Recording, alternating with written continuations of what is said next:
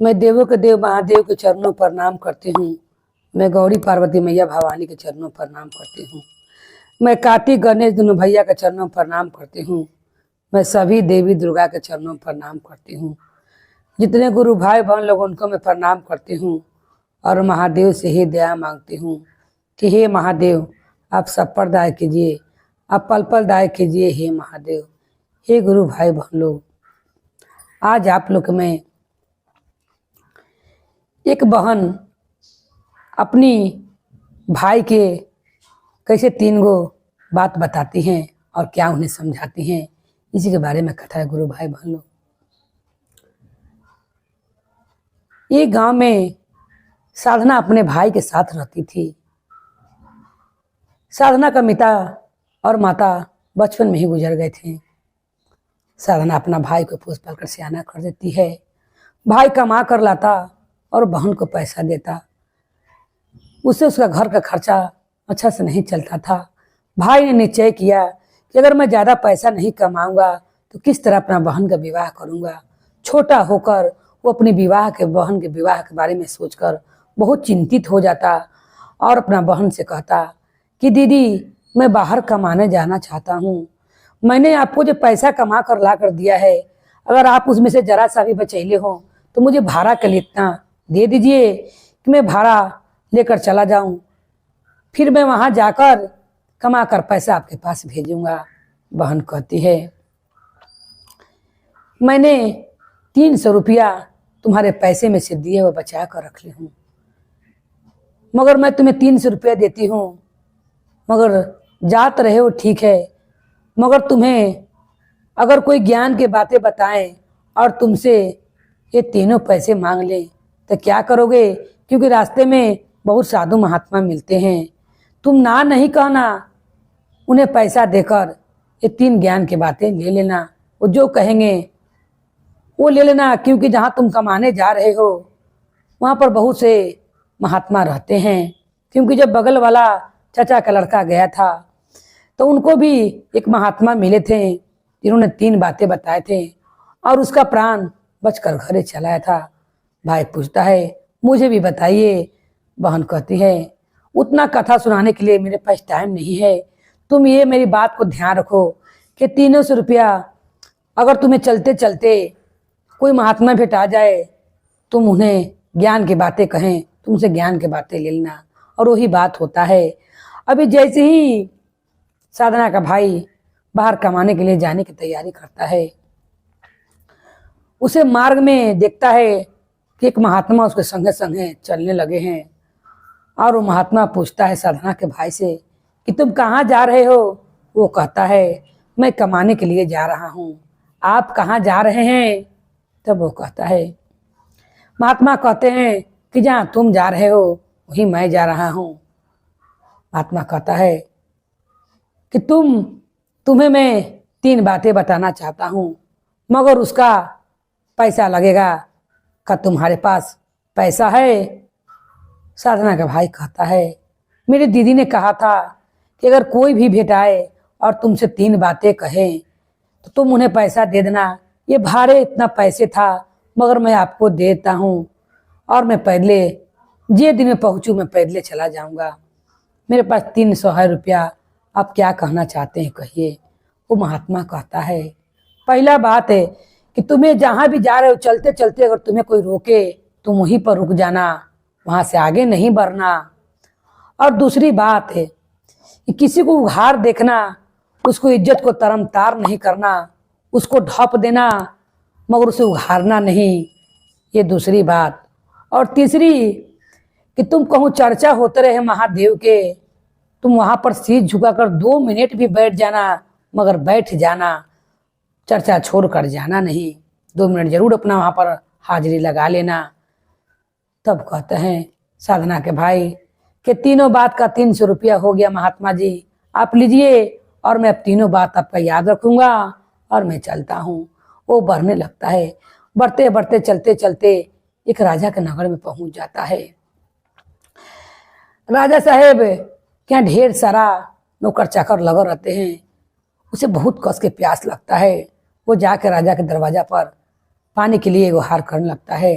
राजा साहब उसकी आवाज़ सुनकर अपने मंत्री से कहते हैं, एक हम लोग प्रजा में एक दूसरा प्रजा से एक व्यक्ति आया हुआ है, उसे दूसरा राज से उसे खाना पीना खिलाया जाए और उसको मन को आत्मा को संतुष्ट किया जाए।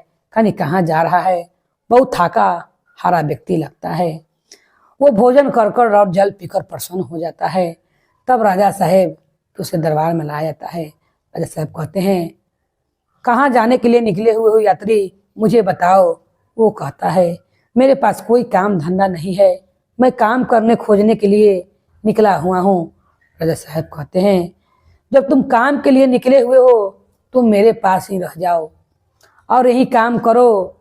मेरे महल में ऊपर से नीचे बहुत सारा काम है, यहाँ वहाँ बोरा वोरा हटा देना, यहाँ सब वहाँ सब चीज़ सामान कर देना और यहीं पर रहो। माली वाला भी काम करना।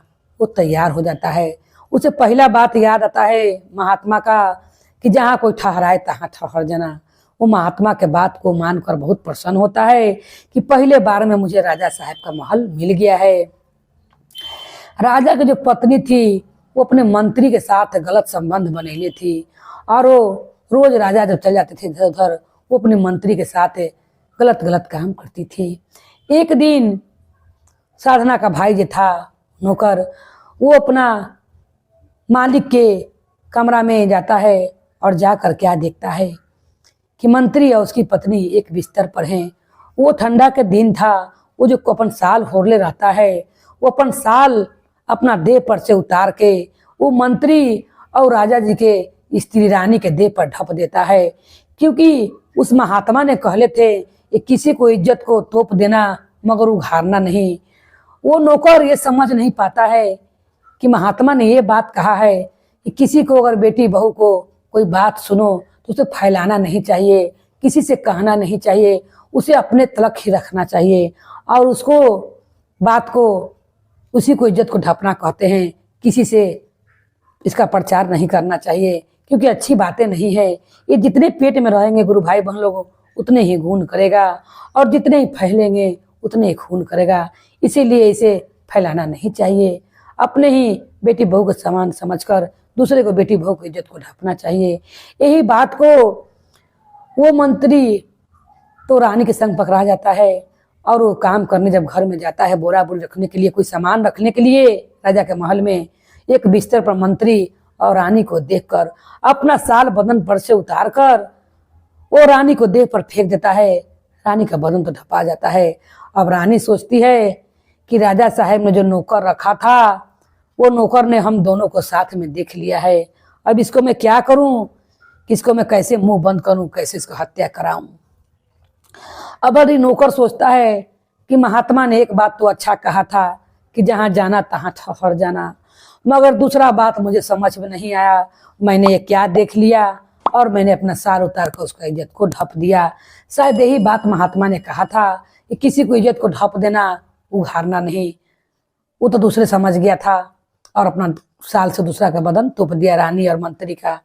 अब रानी उपटी लगाती है और मंत्री से कहती है कि जब तक मैं इसका सर ना कटवा दूं आप इस महल में मत रुकिएगा, नहीं तो आपका भी जान जा सकता है। मंत्री कहता है अगर मैं महल से चला जाऊंगा तो राजा को शक हो जाएगा, इसीलिए राजा साहब ने मुझे बहुत से कार्य अढ़ा रखे हैं, मैं कैसे यहाँ से जाऊं, मैं यहीं पर रहूंगा। रानी उस साल लेकर जाती है और जाकर राजा साहब से कहती है कि राजा साहब देखिए, ये आपका जो नौकर आप रखे हुए हैं वो अपना बिस्तर पर साल धरती है और राजा साहब को बुला कर लाती है और कहती है कि राजा साहब देखिए, आपका नौकर मुझसे जबरदस्ती कर रहा था और मैंने उसको साल को छीन लिया है आपको दिखाने के लिए। ये बात जब राजा सुनता है आंख से बबूला हो जाता है, क्योंकि नौकर के देह पर साल राजा देख ले था। अब वो जानता है कि मेरी रानी सच ही कह रही है। यहाँ तो बेचारा उन लोग की इज्जत को ढपने के लिए दोनों आदमी के एक बिस्तर पर देख के उसने उस कपड़ा से उसका बदन को ढप दिया था, मगर रानी ने उसे साल का फायदा उठाकर राजा से कहती है कि आपका नौकर ने आकर मुझसे जबरदस्ती करना चाहा और मैंने इसको साल को रख लिया है, आप इसको सिर को कटवा दीजिए, इसका जान ले लीजिए। राजा साहेब जैसे नौकर को खोजने लगते हैं उतने में नौकर उस समय बगल में चर्चा होते रहता है। तीसरा बात तो महात्मा की याद रहता है कि जहां भी चर्चा की आवाज सुनना तुम चर्चा में जरूर 2 मिनट बैठ जाना। वो काम करते करते, खेत में कोराई करते करते फूल वाला छोड़ के चर्चा होते रहता है, उस चर्चा में चला जाता है।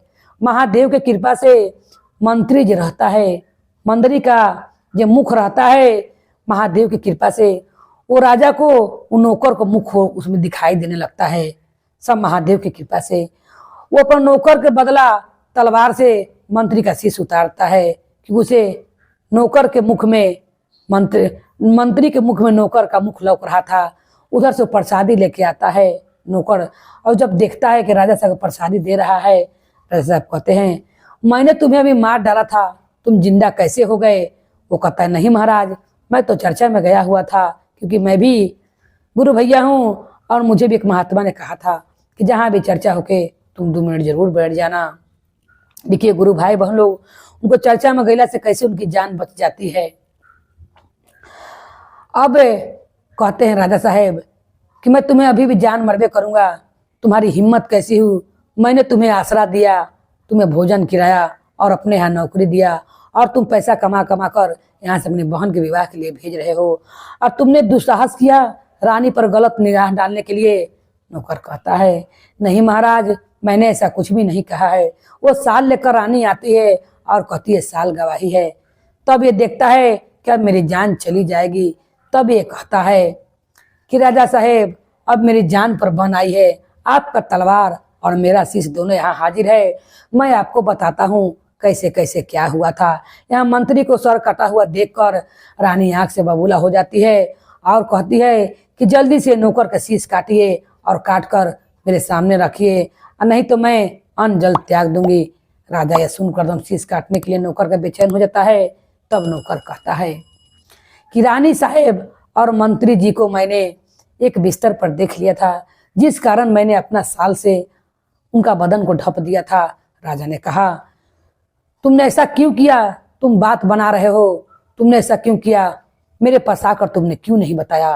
तब कहता है नौकर कि महाराज, जिस महात्मा ने मुझे 300 रुपया लेकर 3 ज्ञान दिए थे, वो पहला ज्ञान था कि जो तुम्हें कोई रोके वहां तुम ठहर जाना, दूसरा में किसी को इज्जत उघाड़ देखना तो ढप देना, तो मैंने आपके पास ठहर गया, और दूसरा में मैं आपकी रानी की इज्जत को ढप दिया, उस महात्मा ने कहा था, और तीसरा में महात्मा ने कहा था कि कहूँ चर्चा होके तो वहां जाकर 2 मिनट बैठ जाना।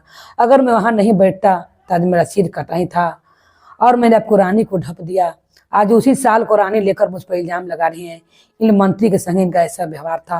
राजा यह सुनकर विचलित हो जाता है और कहता है कि अगर वो महात्मा तुम्हें मिले थे जहाँ, वहां से उनको बुला कर लाओ। तुरंत महादेव वहां पर प्रकट हो जाते हैं वही महात्मा के रूप में, और कहते हैं कि मैंने 3 ज्ञान बताया था, ये सच कह रहा है कि मेरे ज्ञान के कहला के अनुसार इसने तुम्हारी पत्नी की इज्जत को ढप दिया था। तुम्हारी पत्नी बच्चलन है रानी, और वो मंत्री के संग गलत संबंध बनी थी। राजा उसी समय रानी को शीश उतार कर और रानी और मंत्री दोनों को उसे मट्टी में हलवा देते हैं, और उस नौकर को ढेर सारा अन्न धन देकर उसे विदा करते हैं। वो सजना का भाई अपना घर लौट कर आता है धन लेकर, और अपनी बहन को चरण धर करता है कि दीदी, तुमने मुझे जो पैसा दिया था और जो तुमने मुझे बात समझाया था, मैंने वैसा ही कहा, जिस कारण मेरा जिंदगी बच गया और मैं तुम्हारे पास वापस आ सका। और अपनी बहन को धूमधाम से विवाह करता है। ये सब किसके कारण हुआ? महादेव के कारण, और महादेव के चर्चा में गैला कारण। कभी कभी कोई महात्मा की बात सच हो जाता है, कभी कभी कितने महात्मा ढोंगी रहते हैं और कितने का बात सच हो जाता है। वो महादेव भी थे जो उन्हें 3 ज्ञान देकर उन्हें अच्छे रास्ते पर ले आए, और नहीं तो आज वो नौकर का जान नहीं बचता, और ना उसको बहन का शादी का अरमान पूरा होता। राजा खुश होकर उसकी बहन को विवाह शादी हो जाता है, और उसे अपने पास ही हमेशा हर दिन के लिए बुला लेते हैं और अपने साथ रख लेते हैं। बोलिए हर हर महादेव की जय, बोली पार्वती मैया भवानी की जय, भैरव भैया की जय, हर हर महादेव की जय।